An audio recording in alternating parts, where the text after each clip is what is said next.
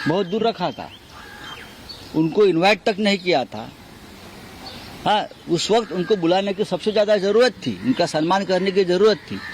लेकिन अब चुनाव है, तो चुनाव में एक माहौल बनाने के लिए राष्ट्रपति जी को भारतीय जनता पार्टी की तरफ से वहां भेजा गया है, एक माहौल बनाने के लिए। जब न्यास के अधिकारियों ने बोल दिया कि इनविटेशन निमंत्रण गया था पूर्व राष्ट्रपति जी को भी और वर्तमान राष्ट्रपति जी को भी, तो दूध का दूध पानी का पानी होता है, विपक्ष का चेहरा बेनकाब होता है। श्रीमान राहुल गांधी जी का झूठ एक बार फिर देश के सामने आता है। क्या वो अब भी राजनीति करने से बाज नहीं आएंगे? 2 चरणों के मतदान के बाद हार के डर से बौखलाई कांग्रेस सियासत की सारी हदें लांघती हुई नजर आ रही है। कभी सनातन, कभी नारी शक्ति, तो कभी राम के नाम पर सियासत करने वाले कांग्रेस नेता अब खुद को शिव बताते हुए राम से लड़ने की बात कह रहे हैं, जिसे सीएम योगी आदित्यनाथ सनातन का अपमान बता रहे हैं। देखो, इनका भी नाम शिव कुमार, अबे बराबर है, राम का मुकाबला कर सकता है क्योंकि ये शिवा है। मेरा भी मल्लिकार्जुन बोले तो मैं भी शिवा हूँ। देखिए, कांग्रेस वह दिशाहीन हो गई और आज तो वह नेतृत्व विहीन भी हो गई। भारत की सभ्यता और संस्कृति को कोसने, अपमानित करने और सनातनता को हर प्रकार से बदनाम करने के कुत्सित प्रयास किए हैं। भगवा आतंकवाद के नाम पर भारत की सनातन संस्कृति को अपमानित करने का प्रयास किया था। यह हर व्यक्ति जानता है कि कांग्रेस की नीतियां देश के अंदर आतंकवाद और नक्सलवाद का कारण बनी। चुनावी प्रचार में जीत हार का समीकरण साधने के लिए नेताओं का एक दूसरे के खिलाफ बयानबाजी कोई नई बात नहीं है, लेकिन भगवान राम और देश की महामहिम के खिलाफ भी सियासत से बाज नहीं आ रहे हैं ये नेता। इनको न भाषा पर संयम है, न बयान पर। Bureau report, Republic Bharat. और हमारे साथ हमारी सहयोगी अनामिका सिंह काली सीधे अयोध्या से जुड़ रही है, उनका रुख कर लेते हैं। अनामिका, राष्ट्रपति पहुंच रही हैं दर्शन करने, उससे पहले तैयारियां चल रही हैं, लेकिन ऐसा लग रहा है कि बयानों के भी तीर चलने लगे हैं। और देखिए, चुनावी मौसम में एक बार फिर से राम मंदिर को लेकर सियासत हो रही है, और वो भी सियासत उस पर तब राष्ट्रपति जब मुर्मू आज शाम पहुंचने वाली। हालांकि इस पूरे की पूरी सियासत को लेकर अयोध्या के लोगों का क्या कुछ कह रहा है, इनसे जान लेते हैं। शुरुआत में आपसे करूंगी, द्रौपदी मुर्मू जो राष्ट्रपति हैं देश की, उनको आमंत्रण को लेकर क्या बयानबाजी हो रही है? हालांकि आज शाम को दर्शन करने पहुंच रही है वो, लेकिन इस पूरी बयानबाजी पर क्या कहेंगे आप?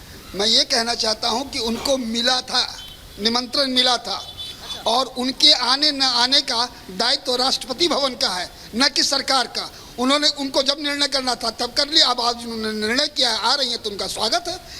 सरकार की तरफ से तो उनको निमंत्रण दिया गया, राम मंदिर की तरफ से निमंत्रण दिया गया, बात खत्म। राहुल गांधी कह रहे कि आदिवासी होने के चलते उनको निमंत्रण नहीं दिया गया, उनको नहीं बुलाया गया, एक तरीके से आरोप लगा रहे हैं वो यहाँ पे दोहरा व्यवहार कर रहे हैं। जिसको निमंत्रण मिला था, जब वही नहीं आया तो जिसके निमंत्रण नहीं मिला, मान लेते हैं नहीं मिला, तो उस पर उनका आपत्ति करना गलत है। अब किसकी बात? राहुल गांधी की बात कर रहे हैं। राहुल गांधी की बात कर रहे हैं। तो खुद भी नहीं आए थे, तो लग रहा है राहुल गांधी खुद नहीं आए थे, दूसरे पैरों पर लगा रहे हैं। क्यों आरोप लगा रहे हैं? जब खुद नहीं आए तो उनको तो निमंत्रण मिला था ना।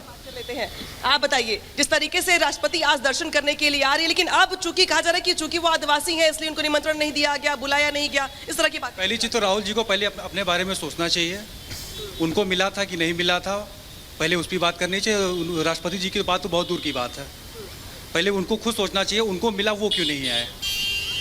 तो यहाँ पे राहुल गांधी से सवाल जवाब किए जा रहे हैं लोगों की ओर से, किया जब उनको निमंत्रण मिला तो वो खुद क्यों नहीं आए। आप बताइए, आज राष्ट्रपति दर्शन करने तो आ रही हैं, लेकिन अब जाके उनके आमंत्रण को लेकर सियासत हो रही है, क्या कहेंगे? देखिए मैम, ये सरासर गलत है। राहुल गांधी का इलेक्शन टाइम है, ये सबको भड़का रहे हैं।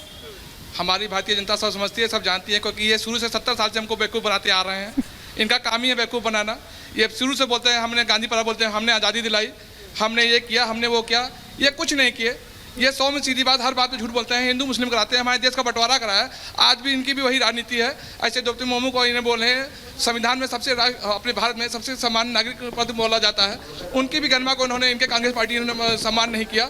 उसके बाद ही आज बताइए हमारे चंपक राय हमारे अयोध्या के जो मेन है अध्यक्ष, उन्होंने साफ साफ प्रेस कॉन्फ्रेंस करके उन्होंने बताया कि हमने द्रौपदी मुर्मू जी को भी भेजा था, निमंत्रण भेजा था, आपको भी भेजा था और उपराष्ट्रपति पहले उनको भी भेजा था, लेकिन आप नहीं आए। लेकिन आप जिस प्रकार से द्रौपदी मुर्मू जी को भाई उनका जैसे राष्ट्रपति है हमारे देश की, उनको टाइम मिला वो आई, अब आ रही हैं अपने कार्यकाल में, आएंगे आज 4 साढ़े 4 बजे वाल्मीकि में एयरपोर्ट पे आएंगे। तैयारी कर रहे हैं उनकी स्वागत? जी जी, उनकी भरपूर तैयारी कर रहे हैं। अभी तो हम लोग अपने सांसद जी की रैली में हैं, उनका नामांकन कराना है, उसके बाद सीधे एयरपोर्ट निकलना है, उनके स्वागत में हम लोग जाएंगे और भव्य स्वागत करेंगे।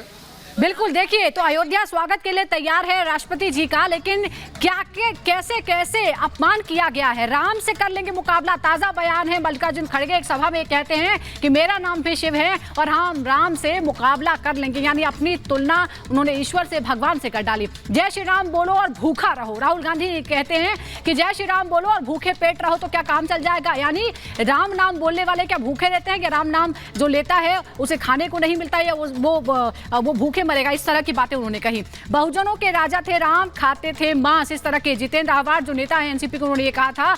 इस तरह की बातें उन्होंने कही थी जो अपमानजनक। राम मंदिर अपवित्र और दिखावटी जगह है। टीएमसी के नेता रामेंदु सिन्हा रॉय ने इस तरह की बेहद विवादास्पद आपत्तिजनक बात कही थी। हम सब राम के शत्रु हैं, राम पर विश्वास नहीं करते। ए राजा डीएमके नेता, डीएमके के कई नेताओं ने प्राण प्रतिष्ठा के दौरान कई इस तरह के अनर्गल बयान दिए थे। 500 साल बाद हो रही मनुवाद की वापसी। उदित राज जो कि कांग्रेस के नेता हैं, जिनको अपने ही पार्टी के लोग दिल्ली में नहीं देखना चाहते हैं, 2 गुड़िया रखकर उसे भगवान कह दिया। कांग्रेस नेता के.एन. रजन्ना ने यह कहा था कि इस तरह से सिर्फ 2 गुड़िया रख दी और कहा कि यह भगवान है। राम मंदिर नफरत की जमीन पर बन रहा है। जगदानंद सिंह आरजेडी के नेता ये कहते हैं कि नफरत की जगह पर राम मंदिर को बनाया गया है, जबकि जानते हैं कि इतिहास क्या है और ये तथ्य के रूप में साबित हो चुका है। मंदिर का रास्ता गुलामी का रास्ता है। चंद्रशेखर नेता है, आरजेडी के मंत्री थे ये बिहार सरकार में, और तब भी उन्होंने लगातार इस तरह की बातें कही, इस तरह का बयान किया। तो आईएनडीआई गठबंधन जो है वो लगातार राम का अपमान करता रहा है और एक बार फिर ऐसे ही बयान सामने आ रहे हैं।